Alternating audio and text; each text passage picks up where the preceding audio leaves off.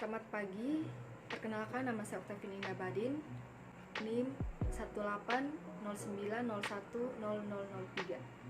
Baik, di sini saya akan menjelaskan yang pertama, siapa yang berperan dalam penetapan zoonosis prioritas, apa dan bagaimana perannya.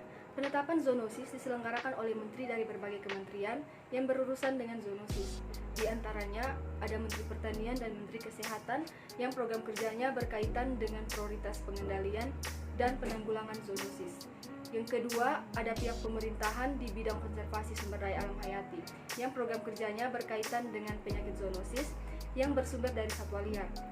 Yang ketiga, ada menteri yang menyelenggarakan urusan pemerintahan di bidang kelautan dan perikanan yang program kerjanya berkaitan dengan zoonosis yang bersumber dari hewan yang seluruh atau sebagian siklus hidupnya berada dalam lingkungan perairan.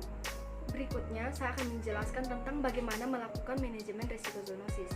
Terdapat beberapa hal yang dilakukan dalam manajemen risiko zoonosis, yaitu yang pertama, manajemen risiko pada daerah wabah dan daerah tertular paling sedikit dilakukan melalui penutupan daerah wabah, penjaminan kesehatan dan kebersihan hewan rentan, serta lingkungan, penjaminan kebersihan kandang dan peralatan, pengendalian vektor, pembatasan keluarnya hewan, melakukan vaksinasi hewan rentan, dan melakukan komunikasi, informasi, dan edukasi masyarakat.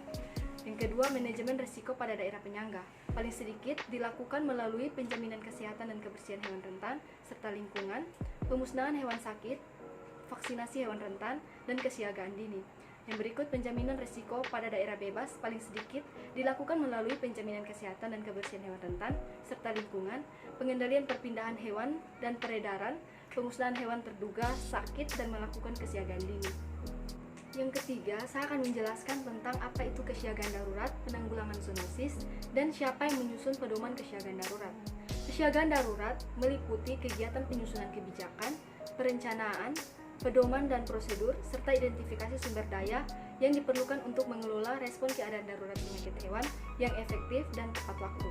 Pedoman kesiagaan darurat disusun oleh menteri, bersama menteri yang menyelenggarakan urusan pemerintahan di bidang kesehatan, konservasi sumber daya alam hayati, kelautan, perikanan, serta institusi yang terkait.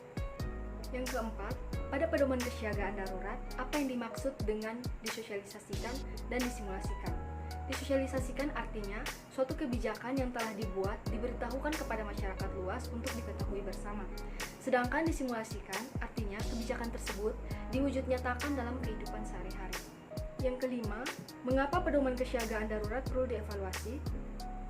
Kesiagaan darurat perlu dievaluasi sesuai kebutuhan karena evaluasi tersebut untuk memastikan efektivitas dan dipahaminya pedoman kesiagaan darurat. Pertanyaan yang keenam, pernyataan dan pengumuman wabah zoonosis dilakukan oleh siapa?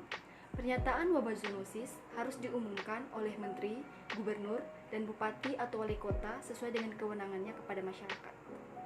Pertanyaan yang ketujuh, pemberantasan wabah zoonosis dilakukan oleh otoritas veteriner. Siapakah pihak otoritas veteriner? Jelaskan syarat dan wewenang seorang otoritas veteriner.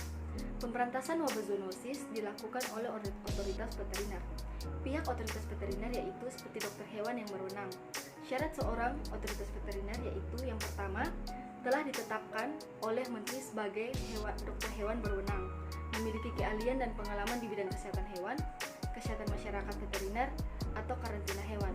Wewenang otoritas veteriner yaitu mereka akan mengambil keputusan tertinggi yang bersifat teknisi kesehatan hewan. Pertanyaan ke-8, bagaimana penanggulangan zoonosis yang bersumber dari satwa akuatik, satwa liar, dan hewan berkeperluan khusus? Wabah zoonosis bersumber pada satwa liar. Pemberantasannya dilakukan dengan berkoordinasi dengan kementerian yang menyelenggarakan urusan pemerintahan di bidang konservasi sumber daya alam hayati. Sedangkan pemberantasan wabah zoonosis pada satwa akuatik, pemberantasannya dilakukan dengan berkoordinasi dengan kementerian yang menyelenggarakan urusan pemerintahan di bidang kelautan dan perikanan.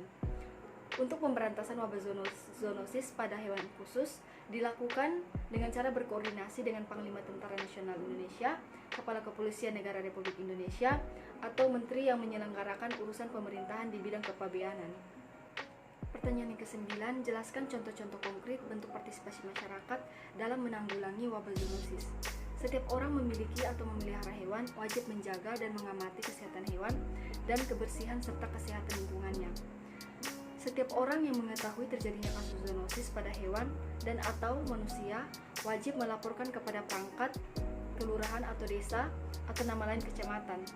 otoritas veteriner, dan otoritas kesehatan setempat. Melakukan pemantauan dan tindakan cepat kejadian zoonosis, pemerintah provinsi dan pemerintah kabupaten kota membentuk kadar pemantauan dan tindakan cepat kejadian zoonosis. Pertanyaan yang ke-10, bagaimana pemerintah mengikutsertakan masyarakat dalam penanggulangan wabah zoonosis? Dalam mengikutsertakan masyarakat dalam penanggulangan wabah zoonosis, pemerintah melakukan pemantauan dan tindakan cepat kejadian zoonosis, yaitu dengan cara membentuk kadar pemantauan dan tindakan cepat kejadian zoonosis.